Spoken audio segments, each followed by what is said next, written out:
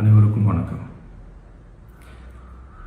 என் லைஃப்பில் இந்த மாதிரி ஒரு பெயின்ஃபுல்லான ஒரு சுச்சுவேஷனை நான் ஃபேஸ் பண்ணதே கிடையாது.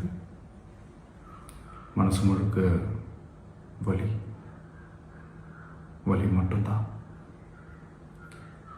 இந்த சுற்றுப்பயணத்தில் என்னென்ன மக்கள் பார்க்க வராங்க, அதுக்கு ஒரே ஒரு காரணம் தான், அவங்க என் மேலே வச்சிருக்கிற அன்பும் பாசம்.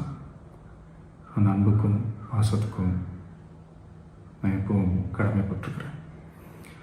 அதனால தான் இந்த சுற்றுப்பயணத்தில் மற்ற எல்லா விஷயங்களையும் தாண்டி மக்களுடைய சேஃப்டி, அதில் எந்த காம்ப்ரமைஸும் பண்ணிடக்கூடாதுன்றதுக்காக தான் அது என் மனசில் ரொம்ப ஆழமாக இருக்கும் அந்த எண்ணம்.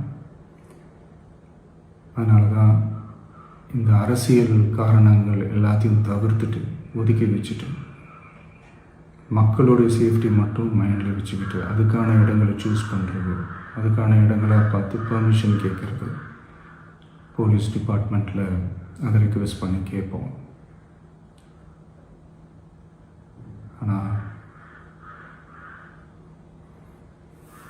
நடக்கக்கூடாதது நடந்துருச்சு. நானும் மனுஷன் தானே. அந்த நேரத்தில் அத்தனை பேர் பாதிக்கப்பட்டு இருக்கும்போது எப்படி அந்த ஊரை விட்டுட்டு என்னால் கிளம்பி வர முடியும்? நான் திரும்ப அங்கே போகணும்னு இருந்துச்சுன்னா அதை ஒரு காரணம் காட்டி அங்கே வேறு சில பதட்டமான சுச்சுவேஷன்ஸ், வேறு சில அசம்பாவிதங்கள் அந்த மாதிரி எதுவும் நடந்துடக்கூடாதுன்றதுக்காக தான் நான் அவாய்ட் பண்ணேன். இந்த நேரத்தில் சொந்தங்களை இழந்து தவிக்கிற அத்தனை குடும்பங்களுக்கும் என்னுடைய ஆழ்ந்த இரங்கலை தெரிவிச்சுக்கிறேன். எனக்கு தெரியும், என்ன சொன்னாலும் இது ஈடேயாகாதுன்னு எனக்கு தெரியும். ஹாஸ்பிட்டலில் ட்ரீட் பண்ணிகிட்ருக்கிற எல்லாருமே சீக்கிரமாக க்யூர் ஆகி வரணுன்றதை இந்த நேரத்தில் நான் வேண்டிக்கிறேன். கூடிய சீக்கிரமே உங்கள் எல்லாரையும் நான் சந்திக்கிறேன். இந்த நேரத்தில் எங்களுடைய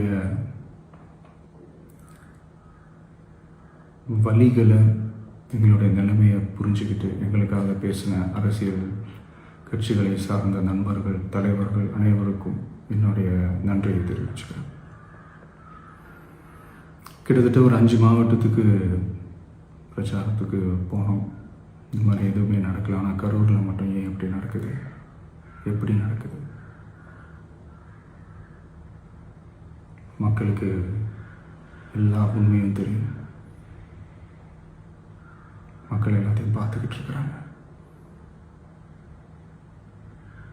கரூரை சேர்ந்த அந்த மக்கள் அந்த உண்மையெல்லாம் வெளியில் சொல்லும்போது எனக்கு கடவுளே நேரில் வந்து இறங்கி அந்த உண்மைகள்லாம் சொல்கிற மாதிரி எனக்கு தோணுச்சு. சீக்கிரமே எல்லா உண்மைகளும் வெளியில் வரும்.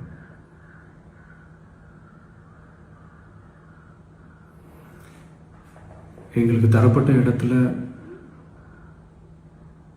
நாங்கள் போய் அந்த ஸ்பாட்டில் நின்று நாங்கள் பேசிட்டு வந்தோம். அதை தாண்டி எந்த தவறும் எங்கள் சைடில் நாங்கள் எதுவுமே செய்யலை.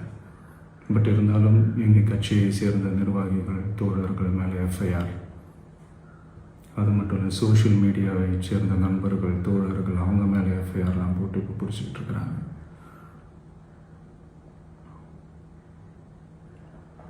சிஎம் சார், உங்களுக்கு ஏதாவது இந்த பழி வாங்கணும் அப்படின்ற எண்ணம் ஏதாவது இருந்துச்சுன்னா என்ன வேணாலும் பண்ணுங்க. அவங்க மேலே கை வைக்காதீங்க. நான் ஒன்று வீட்டில் இருப்பேன், இல்லை நான் ஆஃபீஸில் இருப்பேன். என்ன வேணாலும் செய்யுங்க. நண்பர்களே, தோழர்களே, நம்மளோட அரசியல் பயணம் இன்னும் ஸ்ட்ராங்காக, இன்னும் தைரியத்தோட கண்டினியூ ஆகும்.